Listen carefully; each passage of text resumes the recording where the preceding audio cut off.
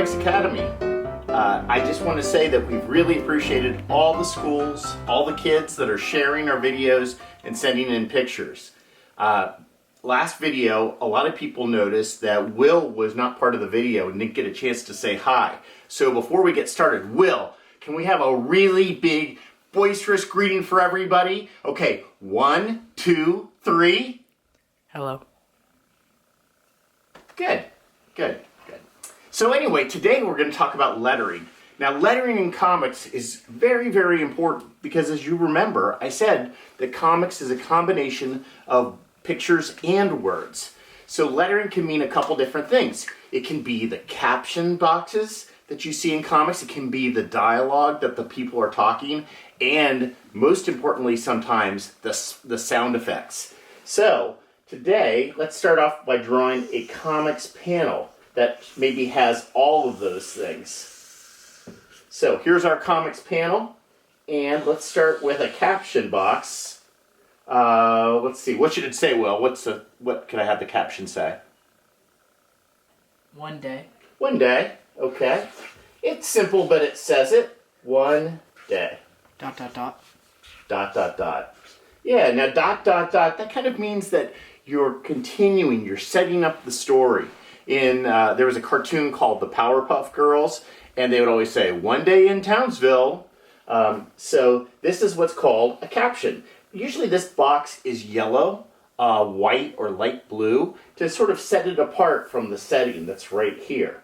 And then let's add our character today. I'll tell you what, we'll use Max Meow today, and we'll have him flying. I'm just going to draw him real simple today because we're focused on the lettering. And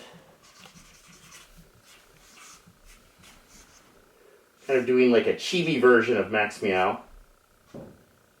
And Chibi is when you do sort of a cartoony version of a cartoon even. So Max is flying and he's going to say...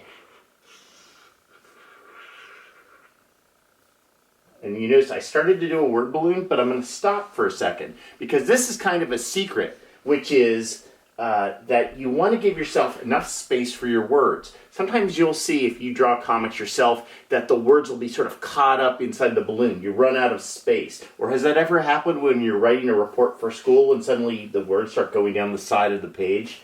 Well, I'm going to have Max say, I'm hungry. N-G-R-Y, and add an exclamation. So as I talked about in the last video, this is a word balloon. Some people call them speech bubbles, word balloons. Some people get very uptight if you call them speech bubbles. I personally don't care as long as you're telling a fun story. So we've got a caption box, we've got our word balloon, and finally time for the sound effect. Now I'm going to kind of go overboard with this sound effect because Max is hungry. So what is Max going to do? His stomach is going to grumble. But we're going to make it pretty exceptional grumble. And what I'm going to do is I'm going to have the word coming from his stomach onto the video. And I'm going to use block letters. Now block letters are when you make the letters kind of puffy. Some people call them balloon letters or block letters. But just to show you how sound effects can have a really neat effect,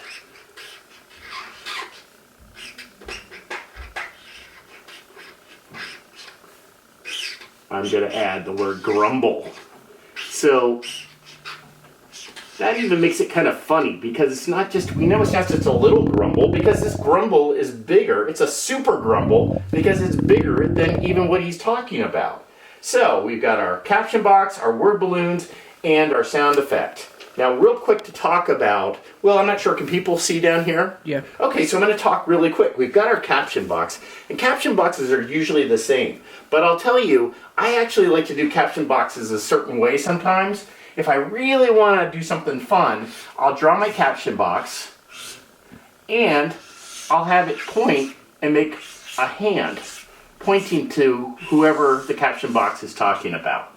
Now, most times people don't do that, so I just thought I would show you what that looks like. But let's talk about dialogues and word balloons.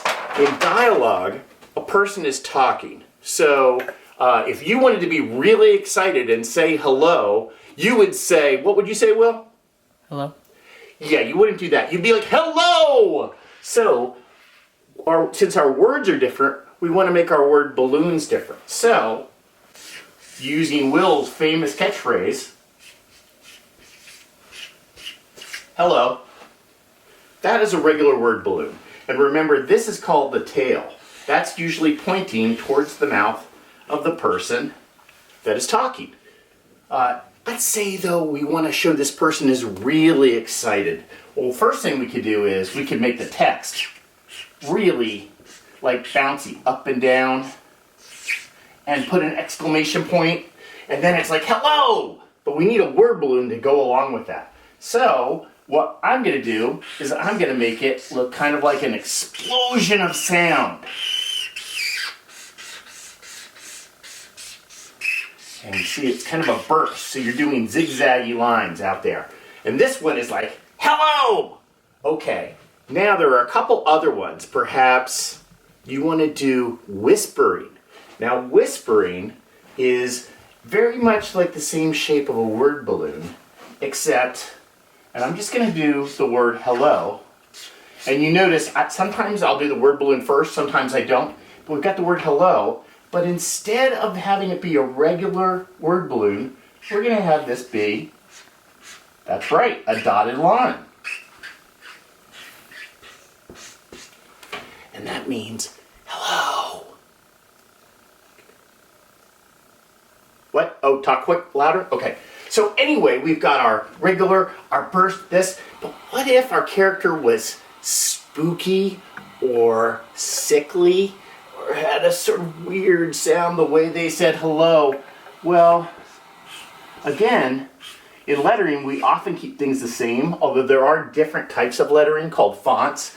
But in this case, if you want to show something that's kind of mysterious or even sickly, maybe you make it look like the word balloon is almost melting. Hello. So as you can see, you get a different feel for every time. So when you're doing a comic character, just try to remember how they're talking. I sometimes will kind of act out in my head or even out loud the way the characters are talking. And finally, let's talk about sound effects. Now, I'm going to go to my linguistic expert, Will, here. Will, what is it called? What is another phrase for a sound effect? Like if something is like bam or pow. Onomatopoeia. Onomatopoeia. I'm going to have that come up on, I would spell it for you, but I can't quite remember how to spell that word. So an onomatopoeia is where the word actually sounds like it's spelled. So in this case, let's say somebody is punching a bad guy. And we've got our burst here, and it's going to say, pow. And you'll notice I'm using those big block letters. And sometimes you do an exclamation point. Some people think that the pow itself should represent. I'm trying to think, what's another thing? Let's say a motorcycle. It's my really fancy motorcycle with sticky stickers in here on his super duper Harley Davidson motorcycle. And don't forget to put the helmet on, kids. Okay, there it is. And let's say he's zooming down the road. So let's add some speed lines. And following behind him is rumble. Rumble. And remember, when you're doing comics, often you want to draw in pencil first, draw lightly, and then you can go in and darken it. Because, for instance, if I was doing this in a comic, this would start to, where the lines cross the word, it would be hard to see. So we just want to think about that. So, pow, rumble. What's another one we could do, Will? One last one? Okay. Let's do kapow. Okay, so when Max Meow says the magic word, meowza, a lightning bolt comes down and he changes his costume. Meowza! So let's do a lightning bolt. I know. We'll do kerzap. And it doesn't even have to be a real word. And I can put a dash there. And because it's the accents on the cur and then the zap. So cur zap. And in this case, I'm going to do an exclamation point.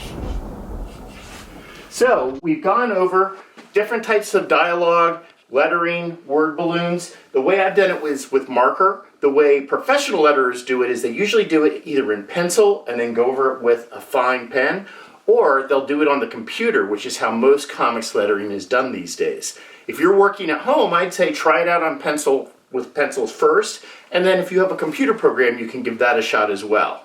So this has been Comics Academy. I hope you've had fun, and thanks for sending in all your pictures. I hope you'll keep doing that. See you soon.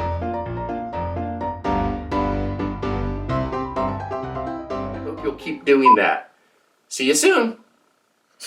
See you soon.